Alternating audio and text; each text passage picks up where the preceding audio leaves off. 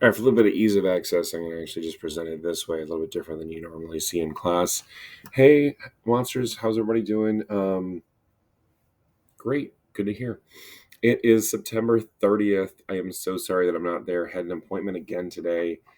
These are just kind of a trending thing for the start of this school year. Not a lot I can do about it. I'm trying to be there as much as I can, or if I'm not there in person, as I've said to some of you, if I don't see you, at least you see me.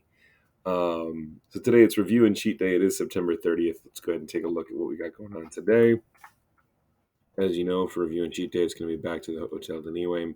You'll have your bellhop ringer. It's right here on slide 96. Let's make that bigger so you can see it. Boom. Okay, on slide 96 is your bellhop ringer. I'm going to jump straight to our review.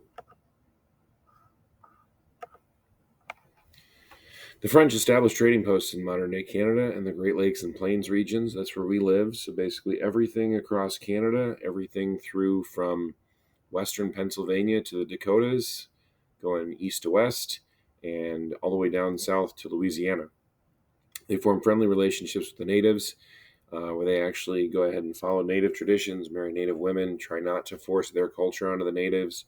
And as a result, when they say, hey, we believe in Christianity, the natives are pretty on board with that. They're like, oh, we'll give it a try. So they focus on fur trapping, especially with beaver, because of course beaver is both warm and dry.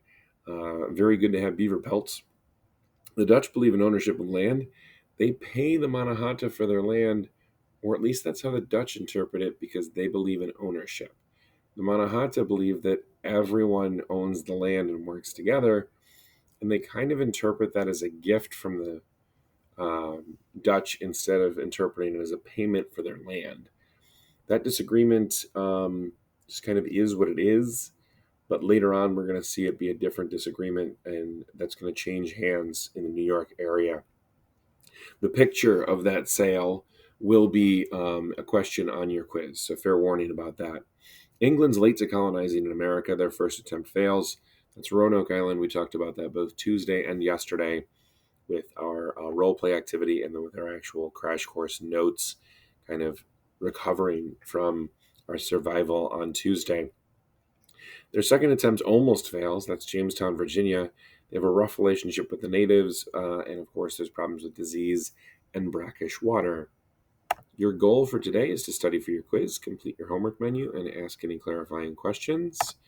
Your standards in plain language are to understand how historic events are connected and look at different reasons historic figures think and act the way that they do.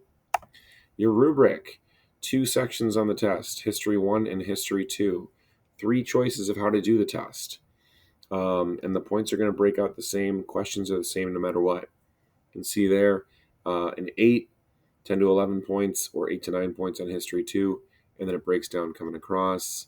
So 8, 7, 6, 5, 4, which essentially is a 0 at 4. That's your rubric for it.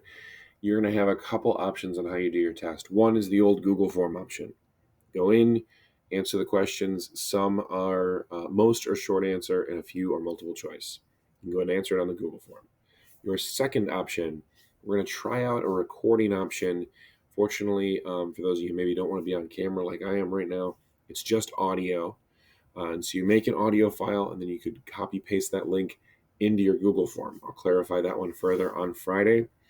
Your third option is going to be that you actually get a slide deck.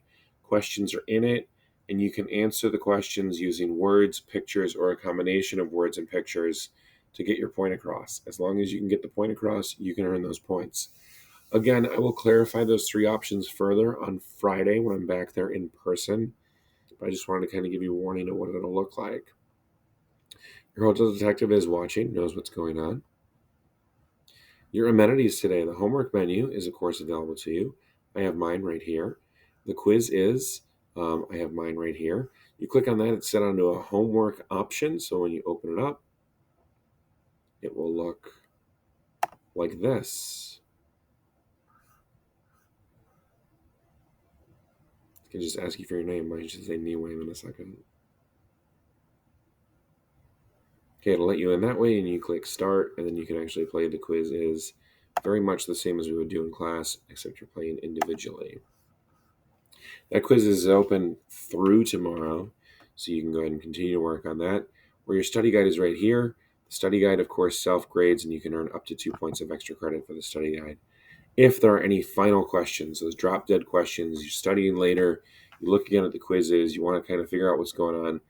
I do have a match today. I know, not there, but like I said, appointment, so just happens to be in the middle of the day. If you still have questions before the quiz tomorrow, chat or email me before 8 p.m. And I will respond after tonight's match, which, as I said before, summative number 1 might be 8:15, might be 9:30, but you got to have your questions in by 8. That's what I've got for you for today. Take care of yourself, one another. Stay safe, wash your hands, wear a mask. We love you, and remember, learning is fun as funzy.